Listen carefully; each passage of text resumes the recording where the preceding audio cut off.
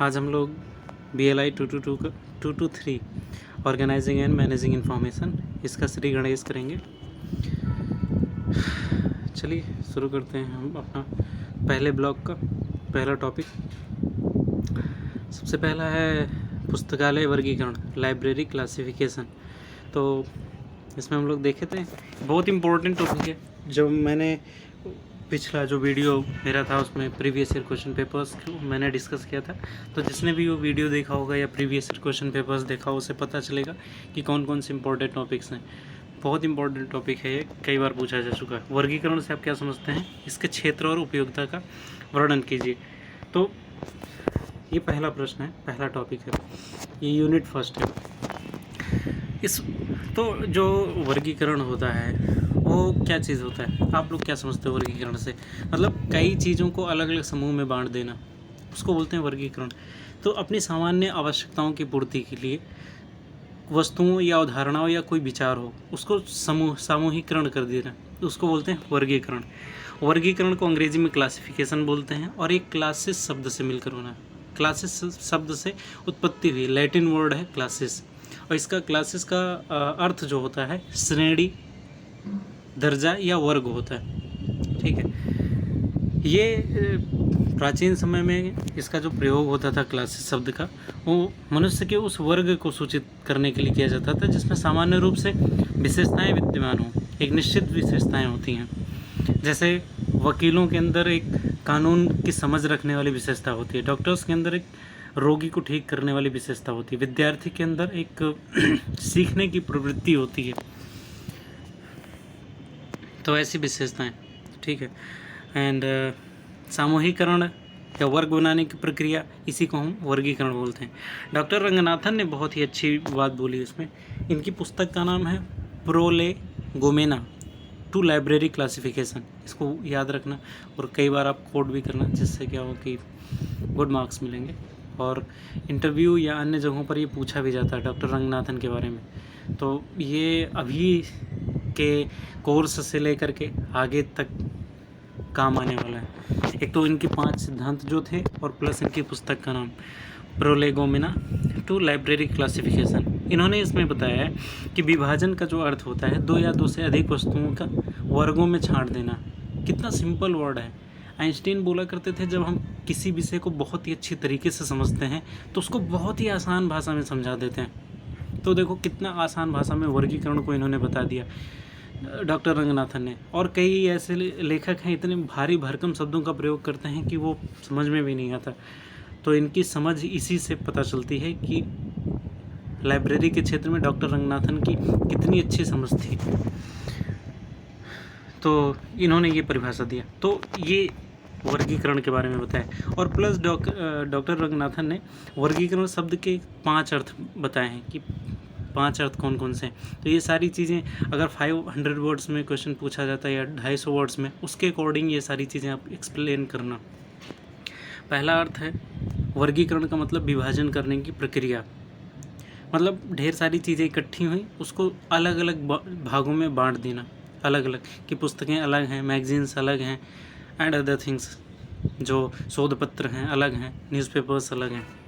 दूसरी चीज़, सामूहिकरण प्रक्रिया को वर्गीकरण के रूप में सूचित किया जाता है। सामूहिकरण समूहों में बांट देना, ठीक है, कि ये महिलाओं का समूह अलग है, पुरुषों का समूह अलग है, बंदरों का समूह अलग है, पक्षियों का समूह अलग है। तृतीय चरण है अंकन प्रदान करने की प्रक्रिया।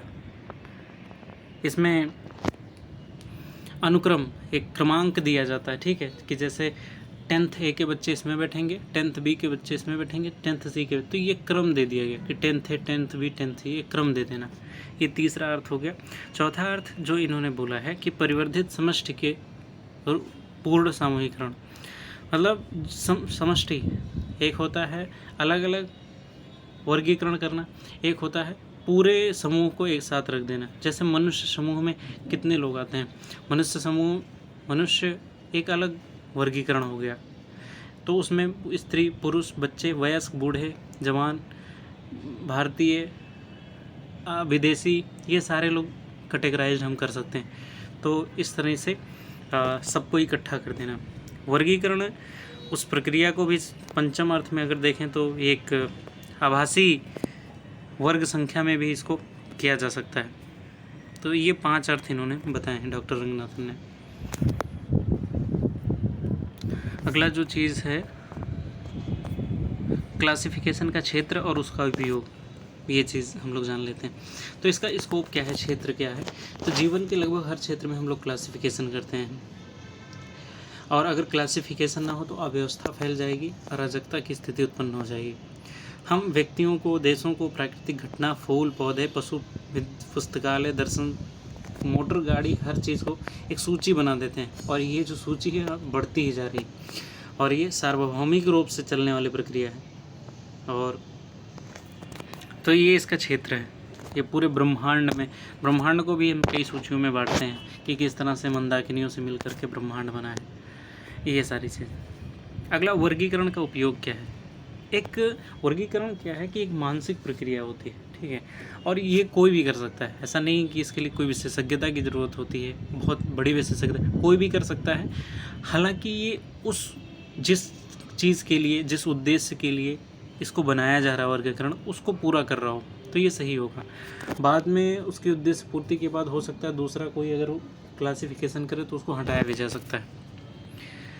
जैसे एक डाकिया जो होता है, उसके पास बहुत ढेर सारे लेटर्स आते हैं और चीज़ें आती हैं, तो उसे सप्लाई करना होता है, तो वो कैटेगराइज्ड कर लेता है जल्दी जल्दी कि अच्छा फलाने एरिया का, वार्ड का इतने लेटर्स है, उसको अलग कर लिया, फलाने वार्ड का इतना अलग कर लिया, तो वो अपनी सुविधा के अनुसार कैटेगराइज करता है। ऐसे फल विक्रेता क्या करता है, उसके पास ढेर सारे किस्म के फल आते हैं, तो वो आम अलग करता है, सेब अलग, अंगूर अलग, केला अलग, तो बिल्कुल सजा के कैटेगराइज करता है। अगर हम रियल लाइफ में भी देखें तो कितना ज़्यादा कैटेगराइजेशन है। और सेब, मान लो कोई सिर्फ सेब ही बेचता हो और उस सेब के बारे में जो जानता हो, तो वो क्या कभी बोलेगा ये कश्मीरी सेब अलग है, शिमला का सेब अलग है, सुनहरी सेब अलग है, हरा सेब अलग है। सेब में भी कैटेगराइजेशन है। तो ये इसकी उपयोगिता है जो जीवन को बेहतर बना देता है, सरल बना देता है, आसान बना देता है। तो ये रहा वर्गीकरण के बारे में। पुस्तकालय में वर्गीकरण की आवश्यकता व प्रयोजन की विवेचना कीजिए। अब हम लोग लाइब्रेरी का कोर्स कर रहे हैं, तो पुस्तकालय में वर्गीकरण का क्या महत्व है, तो आवश्यकता के बारे में हम लोग जान लेते हैं। जैसे पुस्तकालय में जो ज्ञान होता है वो कई रूपों में मिलता है। एक पुस्तकों के द्वारा, मैगजीन्स के द्वारा, पत्र पत्रिकाओं के द्वारा, वीडियो के द्वारा, ग्रामोफोन, रिकॉर्डिंग, ये सारी चीज़ों के द्वारा। आधुनिक युग में प्रत्येक व्यक्ति सटीक और ठीक सूचना कम समय में पाना चाहता है, और डॉक्टर रंगनाथन ने भी बोला है कि समय बचना चाहिए पाठकों का। तो उसके लिए वर्गीकरण बहुत ही ज़्यादा ज़रूरी है। और इसकी आवश्यकता क्यों है, तो सबसे पहली आवश्यकता है कि पुस्तकालय में जो पुस्तक खोजना है वो किन किन नामों से, कैसे कैसे खोजा जाता है। एक तो मैं अगर पहुंचा तो मैं, जैसे अभी लाइब्रेरी के क्षेत्र में तो इग्नू की बुक्स जो हैं, ऐसे ही वो जो गाइड्स आती हैं उनके अलग अलग पब्लिकेशन हैं। तो ऐसे ही लेखकों, कुछ प्रसिद्ध लेखक हो गए तो उनके नाम से भी खोजा जाता है। तो किसी भी पुस्तक को खोजने में सबसे पहले हम लेखक के नाम से खोजते हैं। तो लेखकों के नाम के अनुसार वर्गीकरण किया जा सकता है, इसको बोलते हैं ऑथर कैटलॉग, लेखक प्रसूची। दूसरा, पुस्तक का जो शीर्षक होता है, जो टाइटल होता है, उसके अनुसार हम लोग पुस्तकों को खोजते हैं। जैसे भारत का संविधान एक टाइटल हो गया, तो इसके अनुसार खोजते हैं। दूसरा इसको बोलते हैं टाइटल अप्रोच। और यदि कोई पाठक किसी एक लेखक की ढेर सारी पुस्तकें चाहता है तो उसके अनुसार उसे कैटेगराइज किया जाना चाहिए। और मान लीजिए किसी विशेष पुस्तक को कोई भी पाठक किसी विशेष पुस्तक को चाहता हो तो उसके अनुसार भी उसको कैटेगराइज करना बहुत ही ज़्यादा ज़रूरी है। अब इसका पर्पज़ क्या है, पर्पज़ ऑफ लाइब्रेरी क्लासिफिकेशन। तो हम लोगों ने उद्देश्य नीड जान लिया, अभी हम पर्पज़ जानेंगे। सबसे पहली चीज़, समान पुस्तकों को एक साथ लाना। एक जैसी जो पुस्तकें होती हैं उसको एक जगह पे रखना जिससे सुविधा हो पाठकों और पुस्तकालय जो कर्मचारी हैं उन दोनों को। दूसरा है समय की बचत करना, जल्दी से हमें पुस्तक मिल जाएगी। और चौथा सिद्धांत भी है, पाठकों का समय बचे। और यह पुस्तकालय का कमज़ोर और मजबूत पक्ष भी बताता है कि वीकनेस और स्ट्रेंथ कैसा है। एक बार क्या हुआ कि कॉलेज में हम लोग थे, तो हमारे एक प्रोफेसर थे, उन्होंने सडनली अनाउंस किया कि जो बच्चे पीजी में रहते हैं या किराए पे रहते हैं वो उनके यहाँ वो लोग कौन कौन से हाथ उठाएं। तो हम लोगों ने हाथ उठाया तो उन्होंने बोला कि I will visit to your places. हम लोग सरप्राइज़ हो गए कि ये क्यों विज़िट करने वाले हैं। कॉलेज में भी, स्कूल में तो टीचर्स आते थे गांव में, यहाँ पे पता नहीं आते कि नहीं। तो उसके बाद फिर हम लोगों ने वो नाम वगैरह लिख कर दे दिया, एड्रेस वगैरह। फिर 3-4 दिन बाद जब सर नहीं आए तो हम लोगों ने पूछा सर क्यों आना चाहते हैं, आप आए नहीं, हम लोग वेट कर रहे थे। तो और उसके बाद कुछ लोगों ने बताया कि उन्होंने अपने रूम की पूरी सफाई की, बर्तन वगैरह एकदम चमचमा दिए और कंबल वगैरह सब साफ़ कर दिए, सब कुछ अरेंज कर दिया, जहाँ जो होना चाहिए वो कर दिया। तो सर ने बोला मैं यही चाहता था कि तुम लोग अपनी सफाई कर लो, रूम की एकदम अच्छे से करो, इसलिए मैंने ये बोला था मैं विज़िट करने वाला हूँ। तो इस तरह से पुस्तकालय में जब हम लोग प्रवेश करते हैं तो पुस्तकालय किस तरह से उसमें अरेंजमेंट है, किस तरह से सारी चीज़ें दी हैं, उसके अनुसार हम लोग बता सकते हैं कि ये पुस्तकालय का जो सिस्टम है वीक है या स्ट्रेंथ है, इस तरह से। इसलिए मैंने ये एग्जांपल दिया।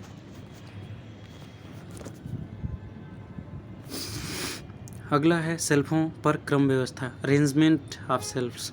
सेल्फ्स हमें पता ही है कि सेल्फ्स लिमिटेड होते हैं और नई पुस्तकें भी हमें वहाँ पे रखनी होती हैं, तो उस क्रम को बनाए रखने के लिए वर्गीकरण ज़रूरी है।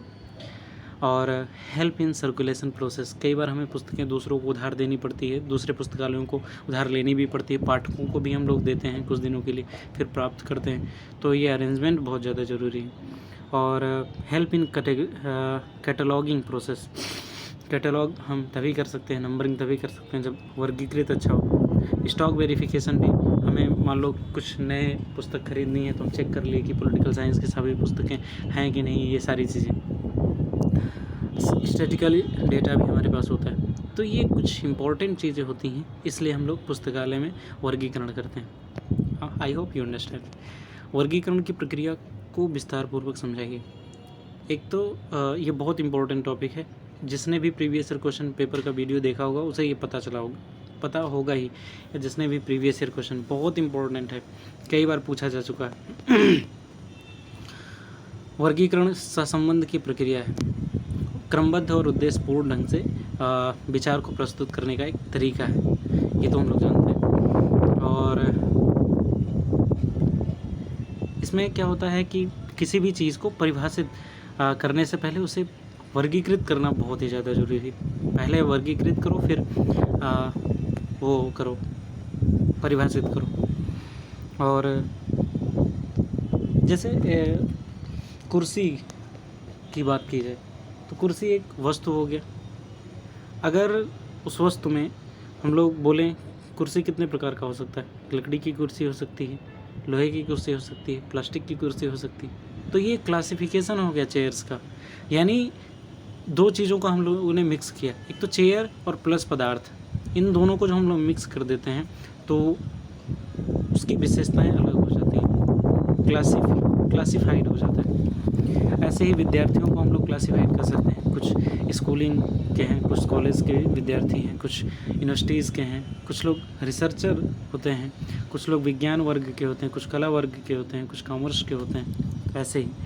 और ये कई बार 250 वर्ड और 500 वर्ड दोनों में पूछा गया। जाति प्रजाति संबंध, जेनस स्पीशीज रिलेशन, तो इसमें क्या होता है कि तार्किक रूप से किसी वर्ग या समूह को जाति कहा जाता है।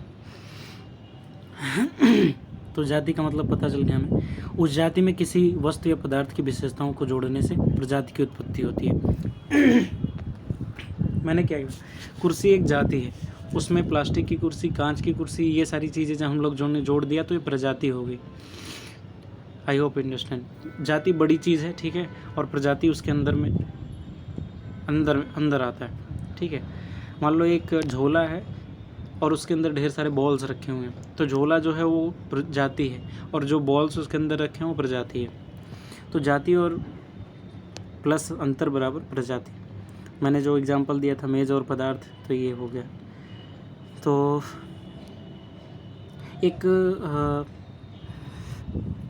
यूनानी दार्शनिक पोर्फिरी ने इस विधि को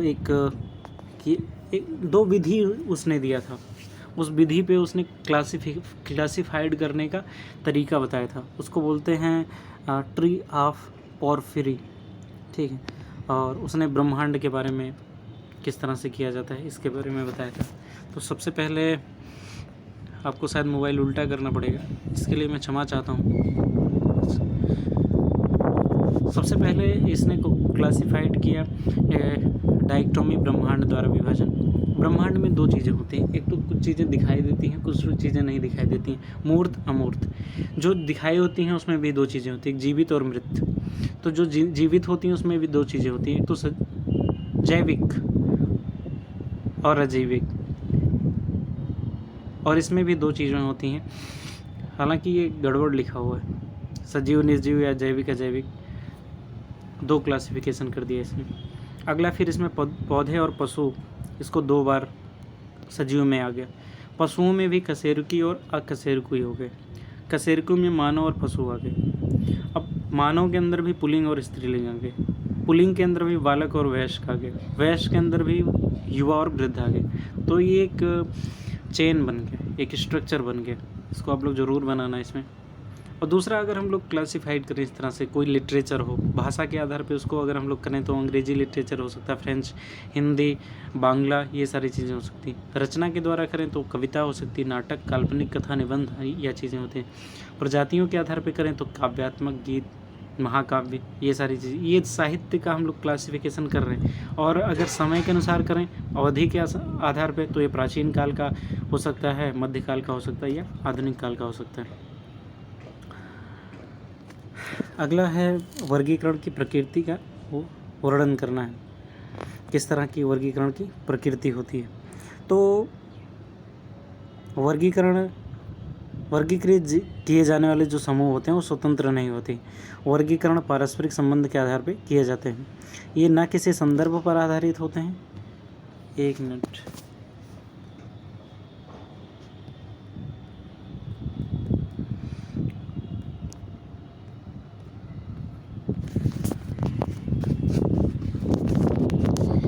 ये ना किसी संदर्भ पर आधारित होते हैं, ना किसी भी वर्गीकृत वस्तु या व्यक्ति के स्वयं के आधार पे नहीं किया जा सकता, ये चीज़ है।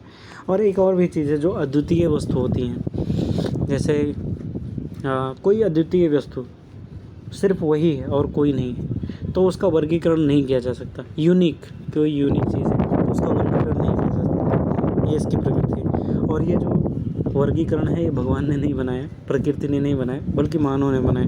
ये काल्पनिक चीज़ होती है। और ये भी चीज़ें किसी उद्देश्य की पूर्ति के लिए बनाए जाते हैं। बाद में उद्देश्य जब ख़त्म होता है तो फिर ये नष्ट कर दिए जाते हैं या नष्ट हो जाते हैं, अपने आप ही नष्ट हो जाते हैं।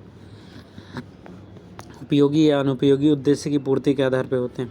अगर कोई व्यक्ति को हम लोग कैटेगराइज करना चाहें तो कौन कौन से कैटेगरी हो सकते हैं? आयु के आधार पर कर सकते हैं, लिंग के आधार पर कर सकते हैं, धर्म, जाति, राष्ट्रीयता, भाषा, त्वचा, बाल, आँख, इन सारी चीज़ों पे कर सकते हैं। अब देखो, एक होता है बहुत ही वैज्ञानिकों के द्वारा बनाया जाने वाला वर्गीकरण, और एक होता है आम लोग वर्गीकरण कर देना, ठीक है। किसान अपना शत्रु किसे मानता है?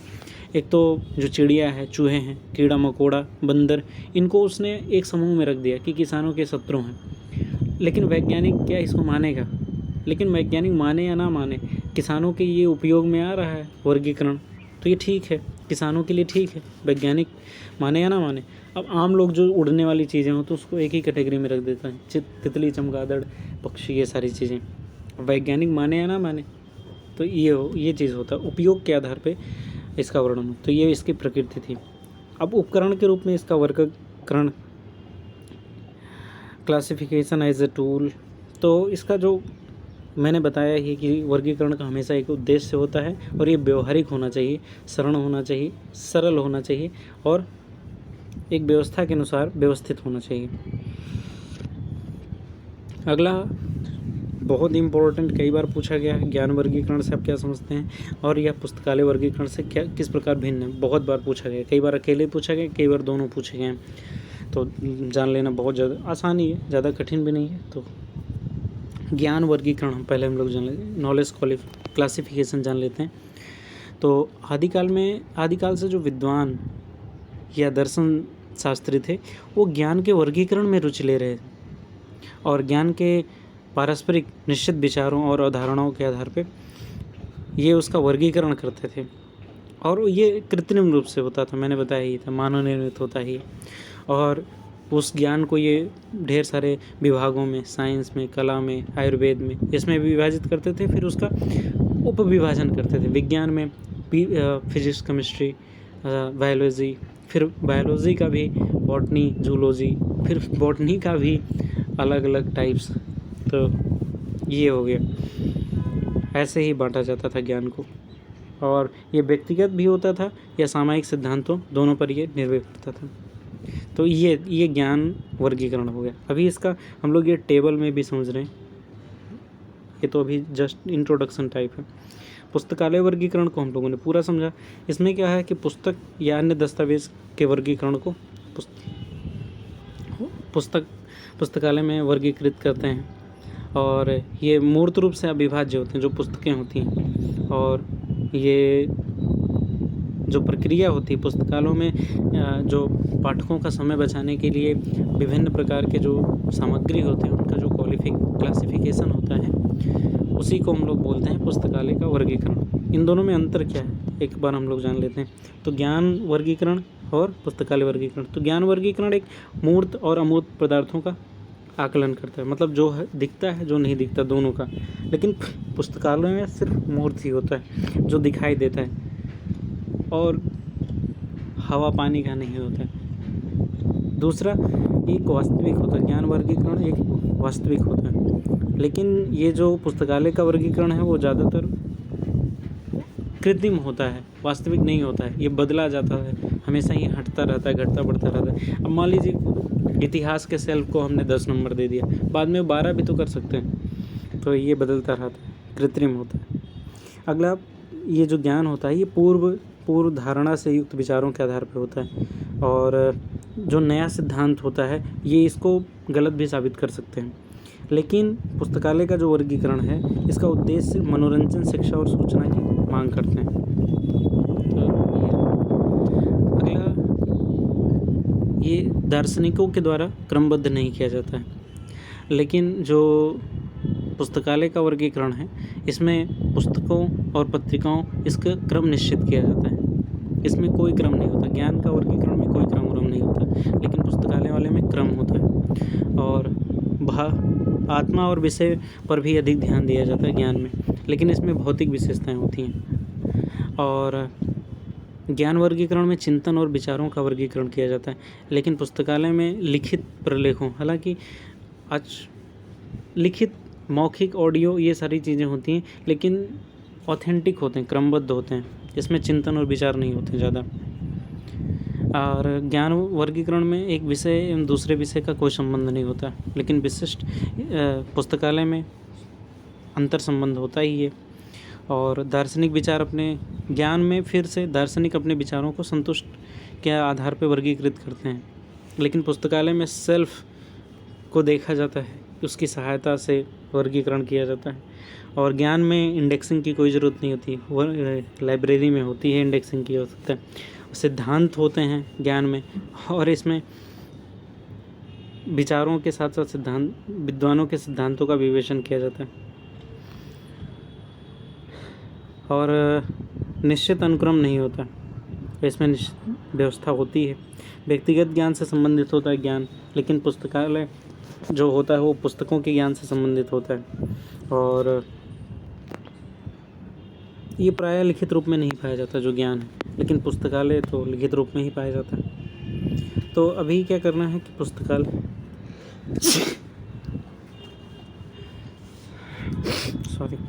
पुस्तकालय वर्गीकरण को परिभाषित करना है और पुस्तकालय में वर्गीकरण की उपयोगिता को बताना है। तो पुस्तकालय वर्गीकरण का संबंध प्रलेखों से है, और ये जो प्रलेख हैं वो प्रिंटेड हो सकते हैं, हाथ से लिखे हो सकते हैं, या कोई पुस्तक हो सकती है, पत्र पत्रिकाएं हो सकती हैं, कंप्यूटर हो सकता है, फ्लॉपी हो सकता है, ये सारी चीज़ें हो सकता है।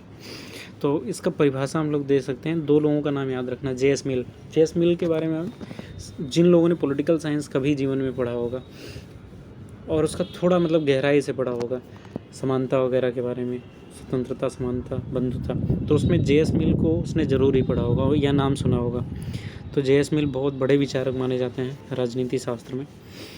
और दूसरा रंगनाथन, ये तो उस्ताद हैं ही। तो इन दोनों का नाम हम याद रखेंगे जब पुस्तकालय को परिभाषित करेंगे, वर्गीकरण को परिभाषित। तो जे.एस. मिल ने बोला था कि पुस्तक वर्गीकरण साहित्य में ज्ञान की खोज के लिए समय बचाने का यांत्रिक क्रिया है। और रंगनाथन ने बोला था कि पुस्तक के विशिष्ट विषय के नाम को अधिमान्य कृत्रिम भाषा में अनुवाद करना ही पुस्तकालय वर्गीकरण है। इसके साथ वर्गीकरण एक ही विशिष्ट विषय या असंख्य पुस्तकों का पृथक्करण भी है। तो ये हूबहू यही सारी चीज़ें लिखना है। और संक्षेप में हम ये भी बोल सकते हैं कि जो पुस्तकालय वर्गीकरण में पुस्तकों की विषय वस्तु का वर्गीकरण किया जाता है और एक ही विषय वस्तु पर अनेक पुस्तकें भी हो सकती हैं। अब इसका उपयोग क्या क्या है? जो वर्गीकरण है इसका कार्य क्या है, उपयोग क्या है? सबसे पहले तो पुस्तक चयन कि बहुत ही आसानी से पुस्तक को सिलेक्शन हो सके। दूसरी निधानी व्यवस्था है। अगला है पुस्तक प्रदर्शन। कई बार पुस्तकें पीछे छुपी जाती हैं, सामने नहीं आ पाती हैं, तो पुस्तकों का प्रदर्शन। प्रत्येक पुस्तक का पाठक मिलना चाहिए। याद करो रंगनाथन जी का दूसरा सिद्धांत। आदान प्रदान, पुस्तकों का आदान प्रदान आसानी से हो सके और पुस्तकों के विषय विश्लेषण में ये सहायता करता है। सूची में प्रविष्टियों की व्यवस्था करता है। संदर्भ सेवा, प्रलेखन सेवा, इसमें ये हेल्प करता है। अब इलेक्ट्रॉनिक वातावरण में उपयोगिता क्या है? तो इलेक्ट्रॉनिक डेटाबेस में अभी क्या है कि सारी चीज़ें पहले हस्तलिखित होती थी या कागज़ पे लिख करके सारा चीज़ व्यवस्थित होता था, लेकिन अभी ओपेक का यूज़ किया जाता है, ऑनलाइन पब्लिक एक्सेस कैटलॉग। इसके द्वारा तुरंत ही हमें पता चल जाता है कि कौन सी पुस्तक कहाँ पे रखी हुई है। ढेर सारा उलटना नहीं पड़ता। इसमें DDC, UDC, LCC ये सारी चीज़ों का प्रयोग किया जाता है और ये सारी चीज़ें वर्ल्ड वाइड वेब के सूचना के आधार पर सर्च की जाती हैं। याहू, गूगल पे ये सारी चीज़ें उपलब्ध होती हैं। और गूगल प्लस नाम का एक चीज़ सॉफ्टवेयर है जहाँ पे ये वर्गीकरण को खोजा जा सकता है। और वेब वातावरण में 7 कार्यों को स्पष्ट किया गया है। वेब वातावरण में एक तो लोकेशन है, ब्राउजिंग है और श्रेणीबद्ध खोज है, पुनः प्राप्ति, आइडेंटिफिकेशन है एंड सब ग्रुपिंग या प्रोफाइलिंग। ये सारी चीज़ें 7 चीज़ें इसमें शामिल होती हैं इलेक्ट्रॉनिक वातावरण में। इसकी जो क्लास उपयोगिता है इसके बारे में। अब अगला है वर्गीकरण की सीमाएं, संक्षेप में बताना है। तो हर चीज़ की, हर ज्ञान की एक सीमा होती है, एक लिमिट होता है। जैसे पाई आप लोग सुने होंगे, जो मैथमेटिकल बैकग्राउंड से आते होंगे वो पाई के बारे में जानते होंगे। पाई का जो वैल्यू होता है 22/7 होता है। बट इसको जो हम लोग सिंप्लीफाई करते हैं तो वो अनलिमिटेड चला जाता है, 3.14 इससे बढ़ता जाता है। रामानुजन, श्रीनिवास रामानुजन के बारे में पता नहीं आप लोग जानते हो कि नहीं, उनके ऊपर एक मूवी भी बनी है, the man who knew इन्फाइनाइटी।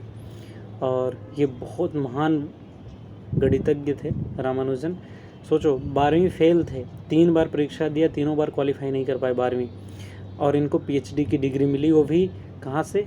London का जो रॉयल सोसाइटी वहाँ से वो मेंबर भी थे। He was greatest mathematician of the world. उन्होंने इन्फाइनाइटी के बारे में बोला था, तो उन्होंने बहुत ज़्यादा इस पर मेहनत किया था पाई के मान निकालने में, बट उन्होंने बहुत निकाला था। फिर उन्होंने इन्फाइनाइट वर्ड को बताया कि जो इसका वैल्यू है इन्फाइनाइट होता है। तो हर चीज़ की एक सीमा होती है, तो वर्गीकरण की भी एक सीमा होती है जो उसकी मांग की बात कभी पूरी नहीं हो पाती। कई बाधाएं और समस्याएं भी आती हैं। एक तो ये महंगी सेवा है और इसमें बहुत ही ज़्यादा समय भी लगता है और मानव सोर्सेज भी लगते हैं, सब चीज़ वर्गीकृत करना। तो ये सारी चीज़ें इसकी सीमाएं हैं। ठीक वर्गीकरण करना भी एक बहुत बड़ी चुनौती है। अगला यूनिट 2 है। यूनिट फर्स्ट हमारा कंप्लीट हो गया। I hope you understand unit first. Unit 2 में ये जो दो चीज़ें हैं, पहली चीज़ अस्थाई और सापेक्ष स्थान प्रणाली, मतलब fixed location system, relative location system. इसके बारे में 250 वर्ड्स और 500 वर्ड्स दोनों में पूछा गया है। इम्पोर्टेंट टॉपिक है। अस्थाई स्थान प्रणाली ये प्राचीन मतलब पुराना टाइप है, इसका प्रयोग किया जाता था। इसमें ड्यू जो एक अभी ड्यू के बारे में आप लोग जानोगे आगे चलकर। ड्यू युग से पहले की ये प्रणाली मानी जाती है, जिसमें किसी भी पुस्तक को एक निश्चित स्थान निर्धारित किया जाता था और वहीं पे उसको रखा जाता था, और इसकी कॉल संख्या भी फिक्स की जाती थी। जैसे अगर किसी भी पुस्तक की कॉल संख्या ऐसे है 2.4.6.25, तो इसका मतलब ये है कि